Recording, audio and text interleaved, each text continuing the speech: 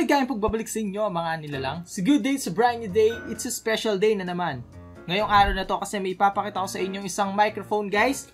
This one is from the company Synco. Ayan. Ang model na to guys is Mic M2. Isa itong super cardioid condenser microphone. So the good thing about this microphone guys is yun nga, meron siyang super cardioid polar pattern. Mamaya lahat to i-explain ko sa inyo. And then it supports smartphone and camera. Yun yung isa sa mga nagustuhan ko sa kanya. And then excellent shock mount, low cut filter, and super anti-interference. So bago ko i-explain lahat sa inyo yan, let's do the unboxing.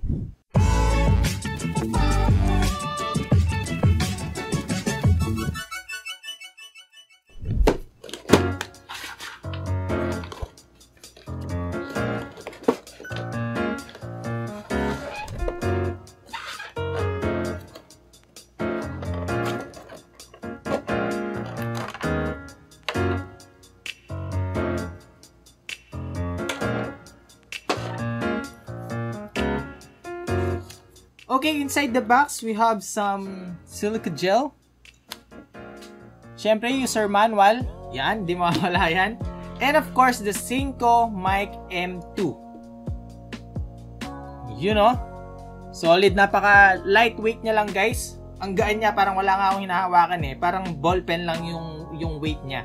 The good thing about this microphone guys is yung single wire niya, pero pwede siya for both smartphone and camera. So dito sa likod, meron tayong makikitang switch dyan. And then may icon din dyan for camera and smartphone. Ayan, so kaya siya pwede kasi meron siyang 3.5mm jack, no? Unlike other microphone na 2.5 lang yung ginamit. So you need to buy a separate connector or adapter para makonect mo siya for smartphone or camera. Ang gamit ko ngayon guys is si Talkstar SGC 598. So bumili pa ako ng connector para makonect ko siya sa smartphone. Pero this one guys, no need.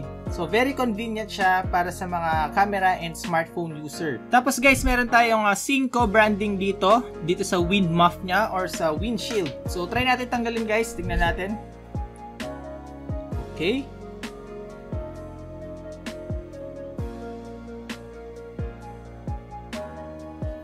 Ayan siya. Okay, so this microphone guys is made out of plastic. So medyo ingat-ingatan nyo siya kapag bibili kayo nito. Pero sa tingin ko yung shock mount niya guys is okay siya. Ayan o. Alright. So even na ilagay na natin tong wind muff natin. Ayan. So para sa akin okay na okay yung shock mount.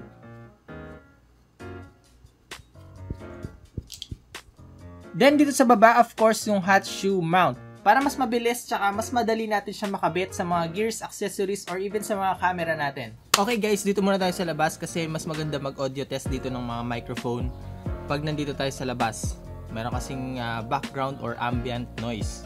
So ang distance ng microphone ko ngayon is mga 1 meter. Ito siya. Okay. So ang gusto ko sa mga super cardioid polar pattern is yung background noise is hindi siya masyadong rinig, no? Focus lang siya sa subject or yung speaker mo. So kung nakatutok sa iyo yung microphone, dito lang madalas yung pick up ng sound. So dito sa gilid is konti lang. So ang shape ng super cardioid polar pattern is pag ganyan. Tawag nga. Yan. Give me a hand. Pag ganon. Okay? Ibig sabihin nun guys, may konting pick up dito sa gilid, pero ang focus ng microphone is dito sa harap. So sa audio test ngayon, meron tayong tatlong microphone. Itong si Talkstar SGC 598, itong si Boya BY-MM1, yung pinaka famous starter pack ng mga vlogger, and of course the Synco Mic M2. Ito yung audio quality ng default microphone ng camera, 1 meter away. Testing microphone, testing microphone. Try natin 2 meters. Testing microphone, testing microphone. 3 meters. Testing microphone, testing microphone. Ito naman yung audio quality ng Talkstar SGC 598, 1 meter away. Testing microphone, testing microphone. Testing microphone, testing microphone. Testing microphone, testing microphone. Ito naman yung audio quality ng BYMM1 1 meter away. Testing microphone, testing microphone. 2 meters. Testing microphone, testing microphone. 3. Testing microphone, testing microphone. And lastly, itong Synco Mic M2. Ito yung audio quality niya, 1 meter away. Testing microphone, testing microphone. Try natin ng 2 meters. Testing microphone, testing microphone. 3. Testing microphone, testing microphone. Okay, using the Synco Mic M2, unti-unti akong pupunta sa likod para malaman nyo yung tunog ng microphone na to kapag meron nag-uusap sa likod or merong mga tsena-tsena. Alright? Samahan natin ng clap.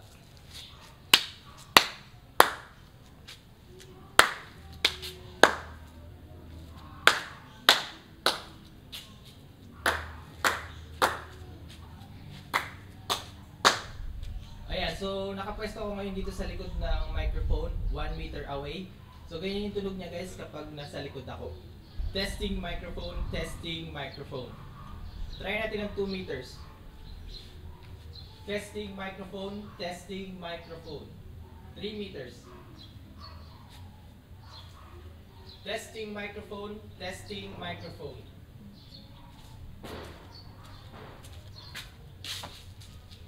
Okay ba tayo doon? Isa sa mga priority ng mga YouTuber or creators out there ang audio quality. Ito payo ko lang sa inyo guys, kahit gaano pa kaganda or kahit 4K, 8K resolution pa yung video nyo, kung pangit yung audio output, wala din. Pero kung yung video nyo is 1080p resolution lang pero yung audio nyo is batak, sobrang ganda, papanoorin at papakinggan kayo ng madlang people. You know? So sana itong video na to is maliwanagan kayo na audio quality is important para sa mga videos. Okay, and that is the audio test ng tatlong microphone. So you decide guys kung ano yung magandang output pagdating sa audio quality. Si Talkstar SGC 598 ba?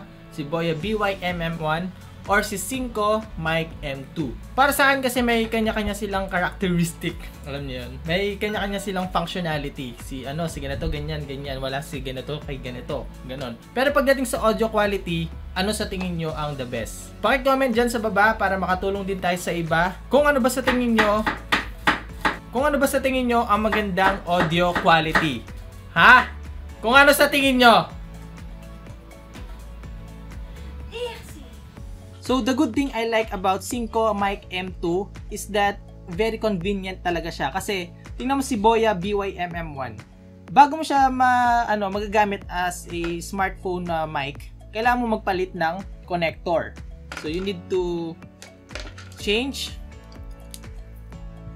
to smartphone 3.5mm jack connector. Now si Talkstar SGC 598, for me, hindi mo siya magagamit in public. For me lang kasi masyado siyang malaki. And one thing pa doon, you can only use Talkstar sa mga camera lang. So you need to buy extra connector for your smartphone. At yung isa pa doon is meron siyang sariling battery. So what if naubusan ka ng battery, wala na, hindi mo siya magagamit. Now, bakit ko to sinasabi? Kasi itong si Synco Mic M2, yun yung mga wala dito sa dalawang ito. Alright? So meron siyang single connector guys for both camera and smartphone.